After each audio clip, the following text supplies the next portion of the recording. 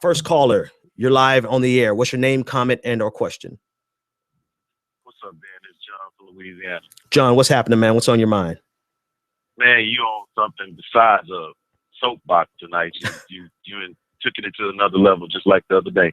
Thanks, man. You had yeah, it's really enjoyable. I've been sending out links to people to come in, but I have a question. I've always wanted to know what your take was on protectionism, because you mentioned how we're competing in a global economy with China and stuff like that.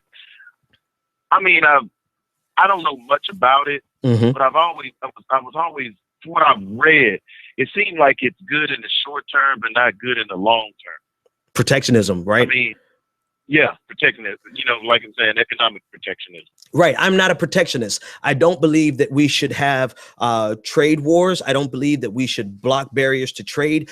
I do believe that if we are going to run headlong into a globalized economy, then we have to change the structure of our domestic policies such that we prepare. One, we have to revolutionize our education system. Now, I'm just throwing that out there because that is 2 episodes by itself. But the reality is we're not educating our next generation to be prepared for that globalized economy. Number 2, we're not protecting, we're not preparing jobs here. Job creators, quote unquote, job creators, such as they exist, they're not creating anything different here to take care of the reality that all of our jobs have been going overseas. Everyone can't be a computer engineer, right? If everyone could be a computer engineer, then there's all the jobs that we need. Everyone can't be a doctor. Everyone can't be a lawyer, right? We already have too many of them in the first place. So there are jobs, there are opportunities, but there's not opportunities for the average American, and there's not enough opportunities to take care of our internal economy when we are exposed to global forces and competition with people who only need 50 cents a day. What's the solution? If I had it, I probably would have a Nobel Prize. I mean, we can sit here and think it out, but I don't have it for you on the show right now. Man, you are juiced up, man.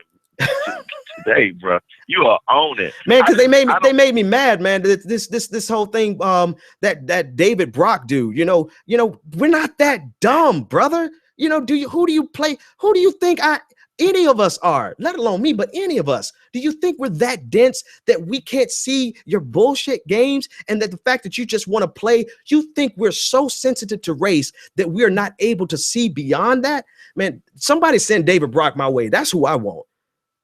Sorry, I hear you. Sorry, I just was curious about. I don't understand protectionism, but I just know loosely about it.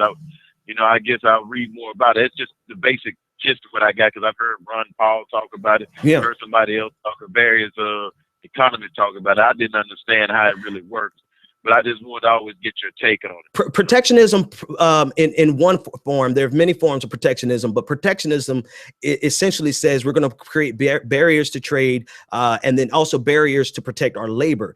I think we should protect our labor, but not to the extent that we cripple growth.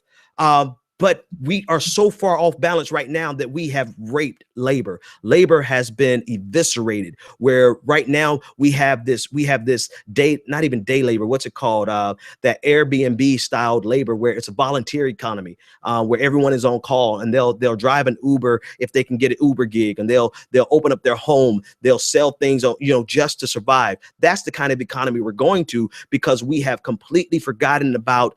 No, I'm sorry. We haven't forgotten about it. We have completely sided on the side of capital to the detriment of labor. John, man, thanks so much for the call, man. I want to grab the next one. Appreciate you, man. Appreciate you. All right.